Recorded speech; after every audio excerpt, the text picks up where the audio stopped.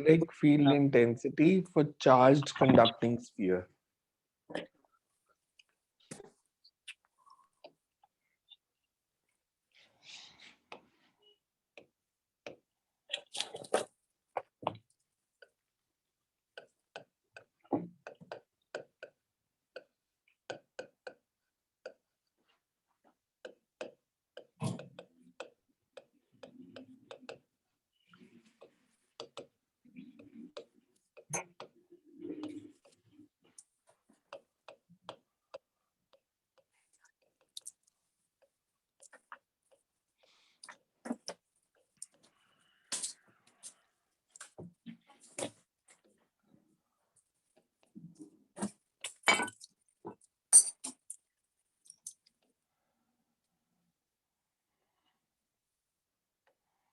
Charged conducting sphere, total charge Q, radius R. Internal point पे electric field निकालना है तो Gaussian surface is smaller sphere. अगर मेरे को कहीं पे भी निकालना है इंटरनल पॉइंट पे से, मान लो अगर इस पॉइंट पे निकालना है तो Gaussian surface will be a smaller sphere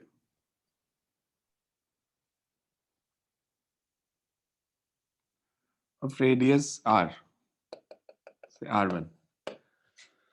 Because conductor की प्रॉपर्टी है that charge resides on the surface, तो इस केस में charge inside the Gaussian surface will be zero. Zero.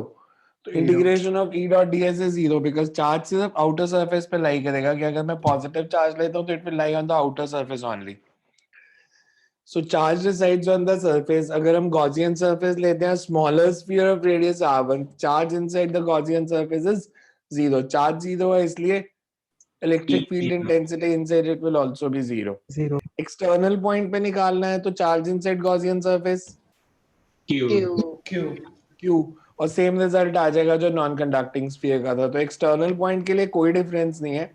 Internal के लिए जब नॉन कंडक्टिंग में किया था तो हमें चार्ज इनसाइड गॉसियन सरफेस निकालना पड़ा था कि चार्ज पर यूनिट वॉल्यूम लिया फिर उसे वॉल्यूम से मल्टीप्लाई किया. बट अगर हमारे पास कंडक्टिंग स्फीयर है तो हमें कुछ करने की जरूरत नहीं है because charge resides on the surface. So charge inside the Gaussian surface will be zero. Clear है सबको ये? किसी को डाउट है इसमें तो पूछो कि charge inside Gaussian surface zero क्यों ले रहे हैं. Then you can write, diagram बना लो ये साथ में. ए पार्ट डाल लो for internal point. A part is for internal point, for internal point. So you can write consider a charged conducting sphere. Consider a charged conducting sphere having total charge capital Q and radius capital R. Having total charge capital Q and radius capital R.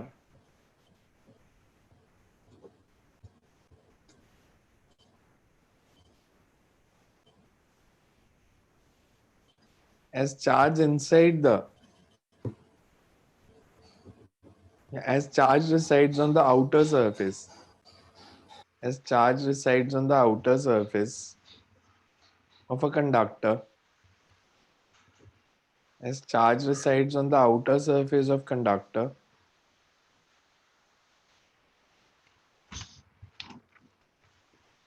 Therefore, no charge is present. Therefore, no charge is present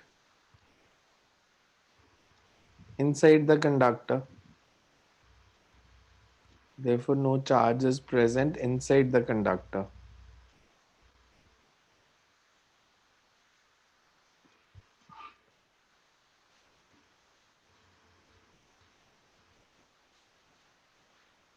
For internal point at a distance r1. For internal point at a distance r1 from the center. Gaussian surfaces.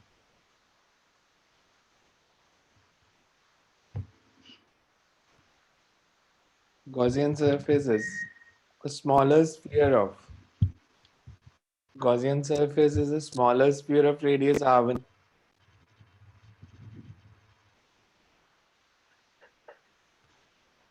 Charge inside the Gaussian surface. Charge inside the Gaussian surface.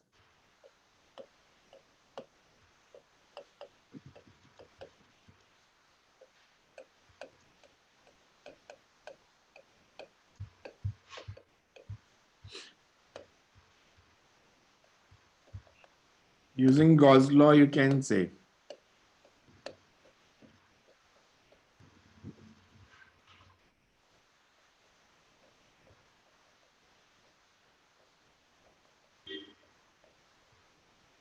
electric field intensity is zero inside it.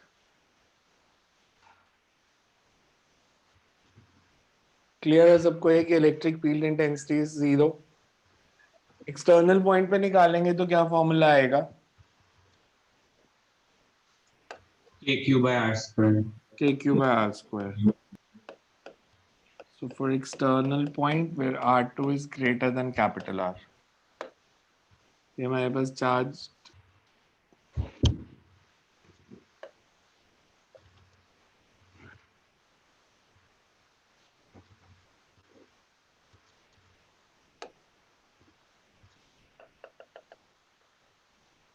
you have to find an external point R2.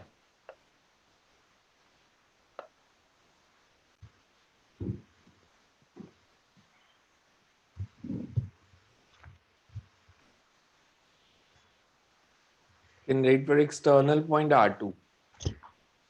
For external point R2,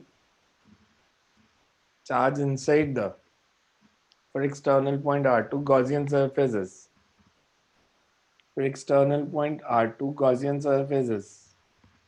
A larger sphere of radius R2.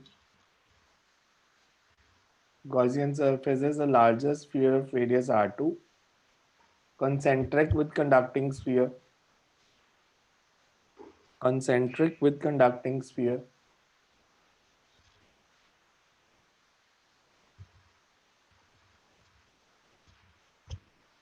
Charge inside the. Sir concentric के बाद क्या बोला था? Concentric with conducting sphere. Charge inside the Gaussian surface.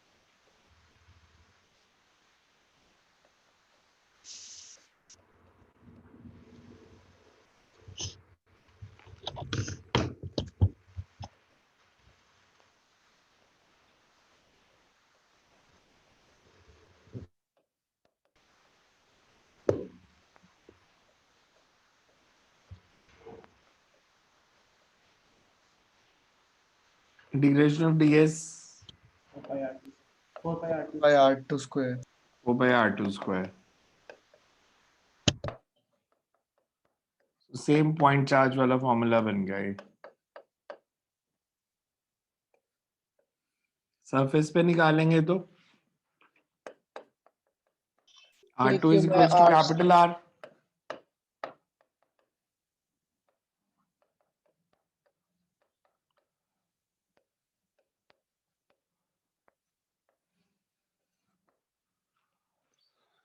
Graph बनाए तो कैसा बनेगा? Electric field versus distance from centre. पहले 0 फिर इनवर्सली प्रोपोर्शनल टू x को. इनसाइड जब तक हम सरफेस पे नहीं पहुंचते तो 0. मतलब up to R is equals to capital R और उसके बाद it follows inverse square law.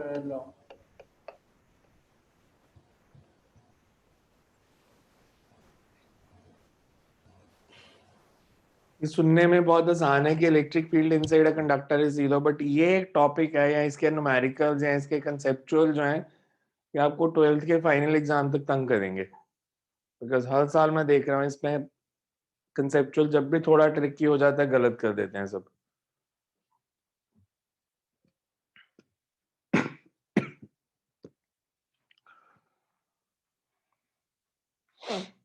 आज हवा बहुत चल रही है बाहर, अगर लाइट चली जाएगी तो कल मॉर्निंग में क्लास लगाएंगे, because otherwise if there is a power outage board switch off हो जाएगा।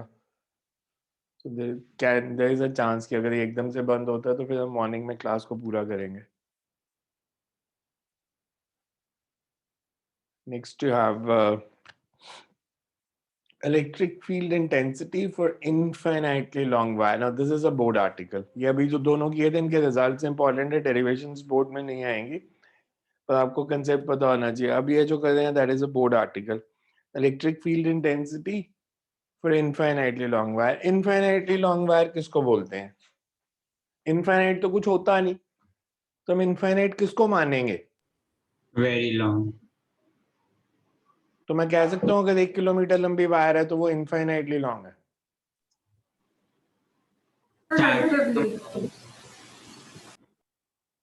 करो थोड़ा, मतलब इसको स्पेसिफाई करो ना, इनफाइनाइट मतलब क्या? लेंथ रेडियस से बहुत ज्यादा होगी। किससे? रेडियस से। रेडियस से नहीं, रेडियस से नहीं। We say wire to be infinitely long if the point where you want to find the field intensity, that is a small distance as compared to length of the wire. अब उसमें कुछ भी हो सकता है, may be जहां पे हमने इलेक्ट्रिक फील्ड निकालना है वो 1 किलोमीटर दूर है, वायर 10,000 किलोमीटर है, तो you can assume wire to be infinitely long. Wire 1 metre long है, पर जहां पे इलेक्ट्रिक फील्ड निकालना है उसका सरफेस से जो वायर के सरफेस से डिस्टेंस है दैट इज ओनली 0.01 सेंटीमीटर, तो you can assume wire to be infinitely long. So it's again a relative concept कि वायर की लेंथ अगर उस जहां आपने किसी पॉइंट पे इलेक्ट्रिक फील्ड निकालना है at a distance r from the wire, अगर वो r वायर की लेंथ से नेग्लिजिबली स्मॉल है तो आप एज्यूम कर सकते हो कि वो वायर इनफाइनाइटली लॉन्ग है, अदरवाइज इनफाइनाइटली लॉन्ग कुछ नहीं होता। सो हमारे पास एक इनफाइनाइटली लॉन्ग वायर हम ले रहे हैं जिसपे uniform charge per unit length है, कि मैंने ऐसे ली कि मेरे पास एक वायर है and it has uniform charge per unit length lambda, इस पे पॉजिटिव चार्ज है। अब कल हमने लिखे थे rules for selecting the Gaussian surface. Gaussian surface दिया नहीं है हमें, तो सिर्फ एक वायर दिया, इसका इलेक्ट्रिक फील्ड निकालना है। रूल्स क्या थे? पहला था जिस पॉइंट पे इलेक्ट्रिक फील्ड निकालना है Gaussian surface should pass through that point. मतलब अगर मेरे को at a distance r electric field निकालना है से इस पॉइंट पे, तो गॉसियन सरफेस यहां से पास करना चाहिए इस पॉइंट से। और दूसरा पॉइंट क्या था? Symmetry of problem. मतलब सिमेट्री magnitude. ऑफ प्रॉब्लम, मतलब प्रेफरेबली इलेक्ट्रिक फील्ड सारे गॉसियन सरफेस पे सेम हो। तो अगर मैं आपसे पूछूं एट अ डिस्टेंस r, यहाँ पे इलेक्ट्रिक फील्ड का मैग्नीट्यूड E है, इस तरफ at a distance r same होगा या डिफरेंट होगा? Same. मैग्नीट्यूड तो सेम ही आएगा, डायरेक्शन डिफरेंट आएगी। तो अगर मेरे पास ये वायर है, इसके सारी तरफ at a distance r electric field का मैग्नीट्यूड सेम होगा। तो अगर मैं इन सब पॉइंट्स को ज्वाइन कर दूं तो कैसी शेप बन जाएगी? Circle. Circle cylinder. सिलेंडर बनेगी सर। बिकॉज सर्कल तो 2D फिगर है, 3D चाहिए ना, क्लोज्ड सरफेस। तो इसका जो गॉसियन सरफेस होगा that will be a cylinder. फिर एक ये बार हमारा दोबारा बताना वो सिलेंडर क्यों होगा?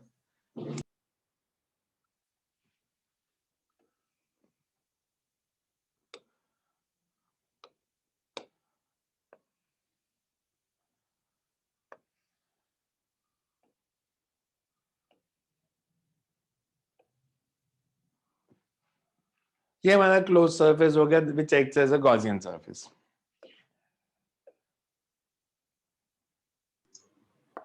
Sir, closed surface मतलब जैसे ऊपर वाला और नीचे वाला भी है सर्कल। हाँ, सब सब सब है, ऊपर वाला नीचे वाला भी है। अब हमने गॉसियन सरफेस चूज कर लिया। गॉस लॉ क्या था? गॉस लॉ था surface integral of electric field is equal to Q enclosed. इस क्लोज्ड सरफेस के अंदर सिर्फ वही चार्ज है जो यहां से लेके यहां तक सिलेंडर के अंदर। ये वाला जो चार्ज है ये तो गॉसियन सरफेस के बाहर है। यस तो चार्ज इनसाइड गॉसियन सरफेस अगर निकालना है, मैंने इसकी लेंथ को मान लिया let it be L, charge per unit length lambda है, तो लेंथ एल में कितना चार्ज हो जाएगा? लैम्डा लैम्डा तो क्यू एन क्लोज्ड जो है दैट इज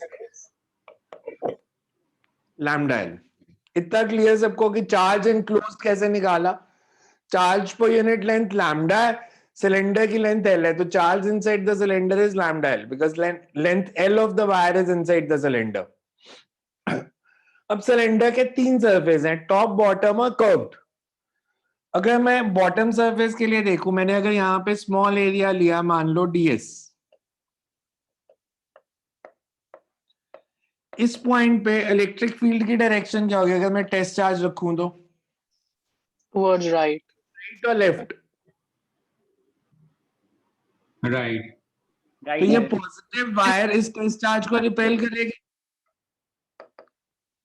सिमिलरली अगर मैं यहां पे लेता स्मॉल एरिया ds, इस पॉइंट पे इलेक्ट्रिक फील्ड किस डायरेक्शन में? लेफ्ट।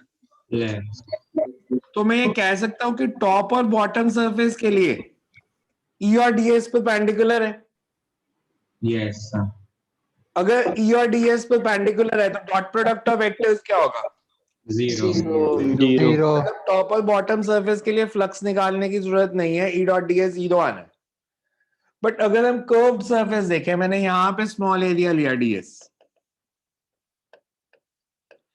इधर इलेक्ट्रिक फील्ड पैरेलल है, तो हम कर्व्ड सरफेस, गॉस लॉ जो हमारे पास ऐसे था,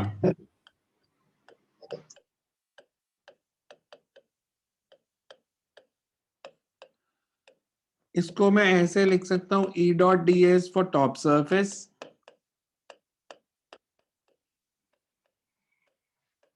plus E dot ds for curved surface. Closed surface के यही तीन पार्ट थे, top, bottom and curved, and this is equals to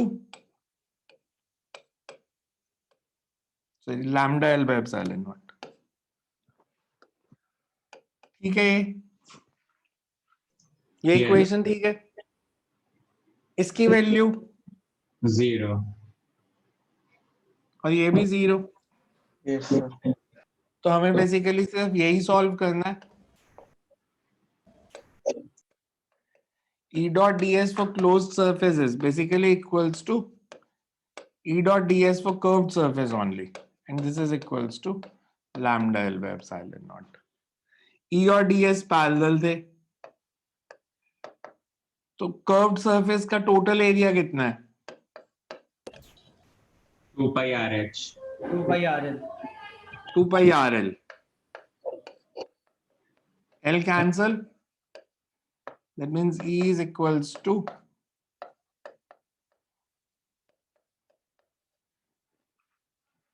1 by 2 pi epsilon naught lambda by r। Clear कैसे किया? हमने लिया कि एक इनफाइनाइटली लॉन्ग वायर है, इनफाइनाइटली लॉन्ग का मतलब है कि its length is very large as compare to the distance at which you have to find the electric field intensity. फिर हमने लिया कि गॉस के रूल लगाए कि गॉसियन सरफेस चूज करना है, तो हमने कहा because at a distance r निकालना है और सारी तरफ at a distance r electric field same होगा, तो लोकस ऑफ द पॉइंट्स जहां पे इलेक्ट्रिक फील्ड सेम है that will be cylinder. Sir आपकी वीडियो बहुत ज्यादा अटक रही है, समझ नहीं आ रहा। बार में बहुत हो रही है। Yes sir sir. ऑडियो में भी लैग आ रहा है। सर एक बार आप रिपीट कर सकते हैं, समझ नहीं आपने क्या बोला था। मैंने कहा कि अगर इनफाइनाइटली लॉन्ग वायर है, इनफाइनाइट का मतलब length of wire is large as compare to distance where electric field intensity to be calculated. Second, Gaussian surface choose करना है, गॉसियन सरफेस चूज करना है तो we have to choose a surface so that it follows the symmetry. So wire के सारी तरफ at a distance r electric field same है, तो locus of all those points will be cylinder. Cylinder हमने Gaussian surface मान लिया, फिर हमने जब डायरेक्शन देखी ds और एरिया वेक्टर इलेक्ट्रिक फील्ड की कि टॉप और बॉटम सरफेस के लिए E और ds जो थे वो परपेंडिकुलर थे, E और ds परपेंडिकुलर हैं तो डॉट प्रोडक्ट जीरो होगा because a dot b is ab cos theta. तो अगर थीटा 90 है इन दोनों के लिए तो ई डॉट डी एस की वैल्यू 0 आ जाएगी, मतलब हमें सिर्फ कर्व्ड सरफेस को ही सॉल्व करना है। तो कर्व्ड सरफेस के लिए ई डी एस की वैल्यू आ जाएगी, ई कांस्टेंट है तो E into integration of D S. और सिलेंडर के कर्व्ड सरफेस का एरिया, टोटल एरिया क्या होता है सिलेंडर का? 2 pi r into r plus h. 2 pi r into r plus h। इसमें 2 pi r स्क्वायर जो होता है वो टॉप एंड बॉटम का एरिया होता है, तो उसको छोड़ दो। तो सिलेंडर का surface area 2 pi rl, e into 2 pi rl is lambda l by epsilon naught, और e की वैल्यू निकाल ली। अब इस पे जैसे उन्होंने एक बार क्वेश्चन पूछा एग्जाम में, electric field intensity follows inverse square law, true और फॉल्स?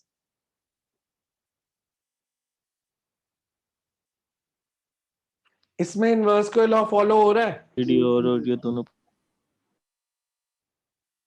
इसमें इनवर्स स्क्वायर फॉलो हो रहा है या नहीं हो रहा? हाँ जी सर। नहीं, बिकॉज इसमें इनवर्सली प्रोपोर्शनल टू डिस्टेंस है, because- स्क्वायर ऑफ डिस्टेंस नहीं है। This is inverse law, this is not inverse square law. Inverse square का मतलब होता है E proportional to 1 by r square. This is true for point charges only, हमेशा नहीं होता ये।